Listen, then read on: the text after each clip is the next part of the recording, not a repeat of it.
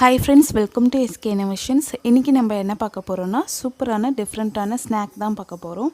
இப்போ ஒரு பவுல்ல 200 கிராம் அளவுக்கு கோஸ் நல்லா நீல வாக்குல கட் பண்ணி எடுத்து வச்சிருக்கேன். இது கூடவே ஒரு பச்சை மிளகாய், ஒரு துண்டு இஞ்சி பொடி பொடியா கட் பண்ணி வச்சிருக்கேன். இதெல்லாம் ஒரு பவுல்ல சேர்த்துடலாம். கூடவே ஒரு கைப்பிடி அளவுக்கு கொத்தமல்லி பொடி பொடியா கட் பண்ணி சேர்த்துக்கிட்டேன். அடுத்து பாத்தீங்கன்னா ஒரு ஸ்பூன் சீரகம், ஒரு ஸ்பூன் மிளகாய் தூள், அடுத்து தேவையான அளவுக்கு உப்பு இதெல்லாம் சேர்த்துக்கலாம்.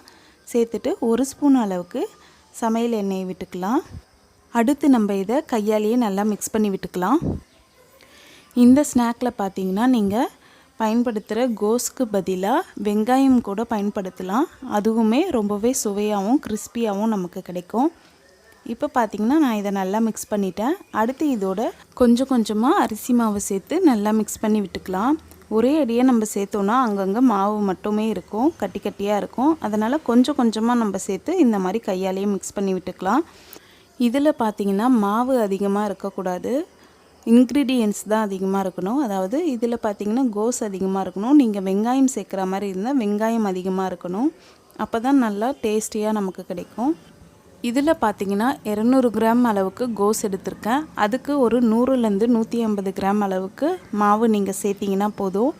அரிசி மாவுன்றதுனால நமக்கு நல்லா மொறுமொறுப்பாக கிடைக்கும். இப்போ பார்த்திங்கன்னா நான் தேவையான அளவுக்கு மாவு சேர்த்து மிக்ஸ் பண்ணி விட்டுட்டேன். அடுத்து இதில் கொஞ்சம் கொஞ்சமாக தண்ணி சேர்த்து நம்ம நல்லா இதை மிக்ஸ் பண்ணி விட்டுக்கலாம். இந்த மாவு பார்த்திங்கன்னா ரொம்ப தண்ணியாகிடக்கூடாது. கொஞ்சம் போண்டா மாவுலாம் இருக்கும் பார்த்திங்களா, அதை விடவும் கொஞ்சம் டைட்டாக இருக்கிற மாதிரி தான் இருக்கணும். தண்ணி கொஞ்சம் அதிகமாகிட்டாலும் எண்ணெயில் போட்டு பொரிச்செடுக்கும்போது எண்ணெய் அதிகமாக குடிக்க ஆரம்பிச்சிடும். அதனால் பார்த்து ஆட் பண்ணிக்கோங்க. இப்போ பார்த்திங்கன்னா நல்லா மிக்ஸ் பண்ணியாச்சு. பாருங்கள், இந்த பதத்துக்கு இருந்தால் கரெக்டாக இருக்கும். இப்போ இதை நம்ம எண்ணெயில் போட்டு பொரிச்செடுக்கலாம். எண்ணெய் பார்த்திங்கன்னா ஹை ஃப்ளேமில் வச்சு நல்லா காய வச்சிட்ட பிறகு ஃபுல்லாகவே சிம் ஃப்ளேமில் வச்சிட்ட பிறகு நம்ம இந்த மாவை போட ஆரம்பிக்கலாம். மாவு பார்த்திங்கன்னா எப்படி வடை நம்ம தட்டி எடுப்போமோ அதே மாதிரி தான் தட்டி எடுக்கணும்.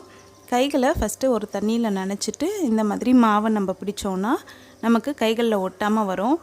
இப்போ இதை நம்ம எண்ணெயில் போட்டு பொரிச்செடுக்கலாம்.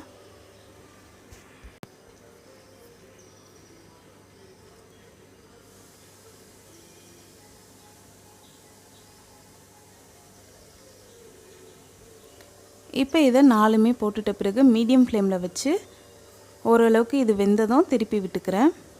2 சைடுமே வெந்ததும் நம்ம இதை எண்ணெயிலேருந்து எடுத்துடலாம். அவ்வளோதான். இப்போ பார்த்திங்கன்னா நம்மளோட வடை சூப்பராக ரெடி ஆகிடுச்சு. நம்ம இதை எடுத்துடலாம்.